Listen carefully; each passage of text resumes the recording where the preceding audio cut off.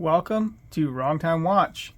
My name is Kevin, and today we're going to talk about my most worn watch of 2024. I know I'm a little late with this video, but anyway, I can't say with absolute certainty this was my most worn watch, but I'm pretty sure it was. I wore it for 7 weeks straight and wore it off and on quite a bit over the year as well. So if you could let me know what your most worn watch was last year, I'd appreciate it. I'd like to hear your feedback there. Also, let me know how you track what watch you wear. I just started an Excel spreadsheet. I have been wearing the same watch for all of 2025, the Rolex Explorer, and I'm going to try to wear it for at least a month straight. I really enjoy this watch.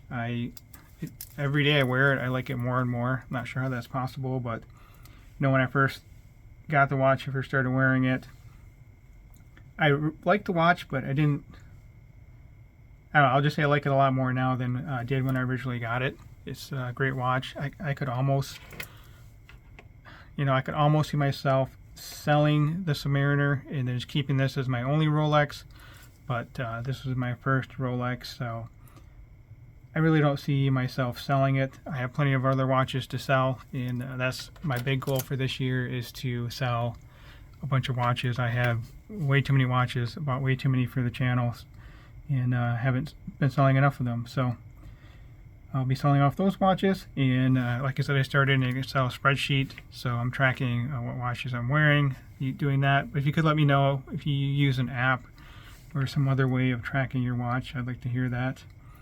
And I'm really looking forward to spending more time with less watches, getting some of that enjoyment back, trying to go back to when I first got in the hobby, I don't even know, 15 years ago. I mean, I remember buying my first, we'll say, real watch.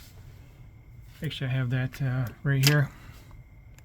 This is my first, I'll call it real watch. Graduating from college, having a job, a career, whatever you want to call it. Bought this watch. I think it was $500, or I don't know, but my sister actually worked at a department store and I got a pretty good discount on it.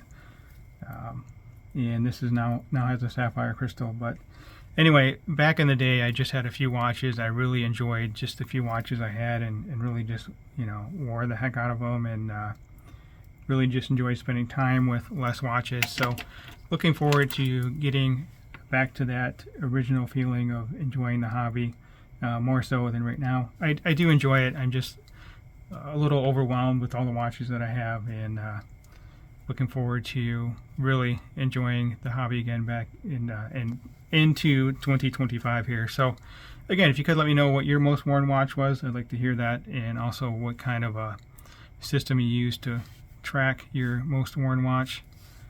Just looking at these Rolex watches with the 904L steel, they really do tend to pick up the scuffs and scratches. Not sure how I did that.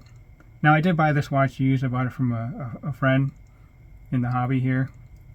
My original intent was to buy the 39mm Rolex Explorer, and that one ended up getting discontinued on me before I could buy one. I think I was on a waiting list for like 6 months, and then I changed to the 36 on the waiting list and changed my mind. I just figured 36 was too small, and I asked for this one instead, and I ended up getting this.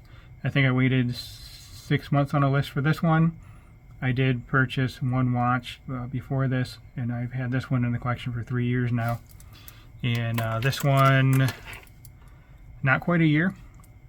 But anyway, I will be wearing this watch for at least a month, perhaps longer. And I'm expecting this to be my most worn watch of 2025, but I'll be tracking it all by a spreadsheet. That will conclude this video. As always, thank you for your time, and thank you for watching.